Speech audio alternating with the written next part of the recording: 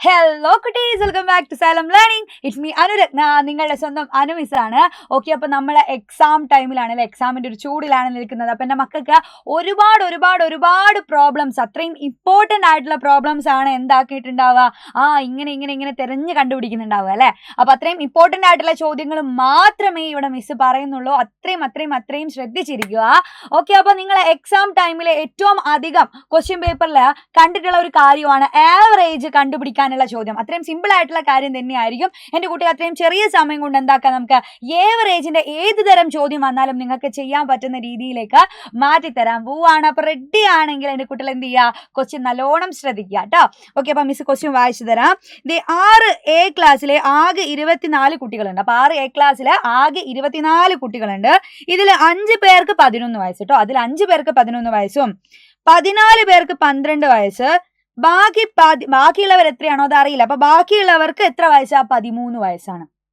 Okay, അപ്പൊ നിങ്ങൾ മനസ്സിലാക്കേണ്ട കാര്യം, 5 പേർക്ക് 11 വയസ്സ്, അതേപോലെ 14 പേർക്ക് 12 വയസ്സ്, ബാക്കി എത്ര പേരാണോ ഉള്ളത് അവർക്ക് 13 വയസ്സാണ്. അതിൽ ഒന്നാമത്തെ ചോദ്യം തന്നെ നോക്കിക്കേണ്ട കുട്ടികളെ, 6A ക്ലാസ്സില് 13 വയസ്സുള്ള എത്ര പേരുണ്ടാകും എന്നാണ് ചോദിച്ചത്. എന്ന് പറഞ്ഞാൽ ബാക്കി എത്ര പേരുണ്ടോ അവരെ കണ്ടുപിടിക്കണം. അപ്പൊ നമ്മൾ എന്ത് ചെയ്യാണ്, ഇത് സിമ്പിൾ ആയിട്ട് നമുക്ക് എന്ത് ചെയ്യാം, ഇവിടെ 5 പേർക്ക് 11, 14 പേർക്ക് 12 വയസ്സ്, ആകെ എത്ര പേരുണ്ടായിരുന്നു, ടോട്ടൽ എത്ര കുട്ടികളുണ്ടടാ, ഇവിടെ പറഞ്ഞിട്ടുണ്ട് 24 സ്റ്റുഡൻസ് ഉണ്ടായിരുന്നു.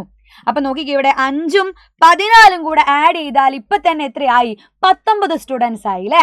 അപ്പൊ 19 സ്റ്റുഡൻസ് ഇവിടെ തന്നെ ഉണ്ട്. അപ്പൊ 24-ന് 19 കുറച്ച് നോക്കിക്കേ എന്റെ കുട്ടികള്, 24 - 19 ചെയ്താൽ നമുക്ക് എത്ര വരും ഇടാ, 5 എന്ന് വരും. അപ്പൊ ബാക്കിയുള്ള 5 കുട്ടികൾക്കാണ് അവിടെ 13 വയസ്സുള്ളത്. അപ്പൊ ഒന്നാമത്തതിന്റെ ആൻസർ എത്രയാണ്, 5 ആണ്. ഇനി ബി ക്വസ്റ്റ്യൻ നോക്കിക്കേ എന്റെ കുട്ടികളെ, ബി ക്വസ്റ്റ്യൻ എന്താ വരുക, 6A ക്ലാസ്സിലെ കുട്ടികളുടെ ആകെ വയസ്സ് എത്ര. അപ്പൊ ആകെ വയസ്സ് കണ്ടുപിടിക്കാൻ പറഞ്ഞാൽ എന്റെ മക്കളെ ശ്രദ്ധിക്കണം, ഇവിടെ 5 പേർക്കും 11 വയസ്സാ, അല്ലെ. അപ്പൊ ഒരാൾക്ക് 11 വയസ്സ്, അതേപോലുള്ള 5 പേർക്ക് 11 വയസ്സെന്ന് പറയുമ്പോൾ നമ്മൾ എന്താ ചെയ്യുക, 5 × 11 ചെയ്യും, ടോട്ടൽ വയസ്സ് കാണാൻ വേണ്ടിയിട്ട്, അല്ലേ. ഇനി അടുത്ത് നോക്കിക്കേ, 14 പേർക്ക് 12 വയസ്സ്. അപ്പൊ അതിൽ 14 ആൾക്കാർക്കും 12 വയസ്സാ. അപ്പൊ നമ്മൾ എന്ത് ചെയ്യണം, 14 × 12 ചെയ്താലേ അവരുടെ ടോട്ടൽ ആയിട്ടുള്ള ഏജ് കിട്ടുള്ളൂ. അതേപോലെ 5 × 13 ചെയ്താൽ എന്ത് കിട്ടും, അവരുടെ ടോട്ടൽ ആയിട്ടുള്ള ഏജ് കിട്ടും. എന്നിട്ട് എന്ത് ചെയ്താൽ മതി, ആഡ് ചെയ്താൽ മതി. അപ്പൊ നിങ്ങൾ എന്ത് ചെയ്യുക, ഒരു കുഞ്ഞ് ടേബിളൊക്കെ വരച്ചിട്ട് സെറ്റ് ചെയ്തിട്ട് ഇതേപോലെ ചെയ്യുവാണെങ്കിൽ സിമ്പിൾ ആയിട്ട് എൻ്റെ കുട്ടിക്ക് ആൻസറിലേക്ക് എത്താനും പറ്റും, കുറച്ചുകൂടെ വൃത്തി ഉണ്ടാവും ആൻസറിലേക്ക്. ഓക്കെ, അപ്പൊ ഞാനിവിടെ മൾട്ടിപ്ലൈ ചെയ്തിട്ടുണ്ട്. 5 × 11 എന്ന് പറഞ്ഞാൽ 55 ആണ്. 14 പേർക്ക് 12 വയസ്സെന്ന് പറഞ്ഞാൽ ടോട്ടൽ 168 ഉണ്ട്.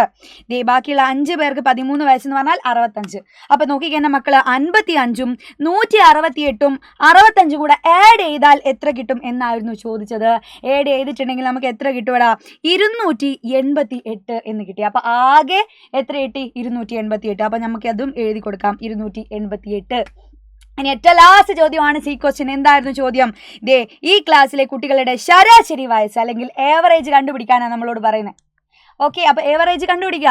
വേഗം ഒന്ന് കണ്ടു നോക്കിക്കട, വേഗം നമ്മൾ എന്ത് ചെയ്താൽ മതി, ആവറേജിന് നമ്മളൊരു ഇക്വേഷൻ പഠിച്ചിട്ടുണ്ടായിരുന്നു. എന്തായിരുന്നു ഇക്വേഷൻ, നോക്കിക്കേ, ഏറ്റവും ഉള്ള ടോട്ടൽ എത്രയാണോ ടോട്ടൽ ഏജ്, അതിന് നമ്മൾ എന്ത് ചെയ്യണം, നമ്പർ കൊണ്ട്, അവിടെ ക്ലാസ്സിൽ എത്ര പേരുണ്ടോ ആ നമ്പർ കൊണ്ട് ഡിവൈഡ് ചെയ്താൽ മതി.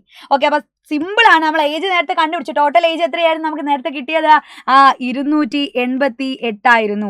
ടോട്ടൽ ആയിട്ടുള്ള കുട്ടികൾ എത്ര പേരായിരുന്നു, 24 പേരായിരുന്നു. അപ്പൊ 288-നെ 24 കൊണ്ട് നമ്മൾ എന്ത് ചെയ്യണം, നമ്മൾ ഹരിച്ചു നോക്കണം. ഡിവൈഡ് ചെയ്തിട്ടുണ്ടെങ്കിൽ നമുക്ക് സിമ്പിൾ ആയിട്ട് ആൻസർ കിട്ടും. ആൻസർ എത്രയായിരിക്കും, 12 ആയിരിക്കും. പിന്നെ മക്കൾ എന്നും എന്ത് ചെയ്യുക, ഡിവൈഡ് ചെയ്ത് നോക്കുക. അപ്പൊ അത്രയും സിമ്പിൾ ആയിട്ടുള്ള ക്വസ്റ്റ്യൻ ആയിരിക്കും നിങ്ങൾക്ക് ആവറേജിൽ നിന്നുണ്ടായിരിക്കുക.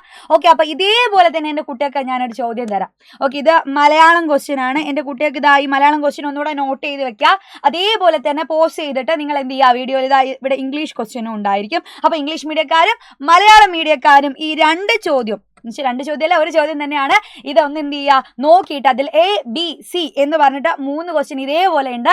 എൻ്റെ കുട്ടികൾ അത് അടിപൊളിയായിട്ട് ചെയ്തിട്ട് നമ്മളെ കമന്റ് ബോക്സിൽ വന്ന് പറയണം.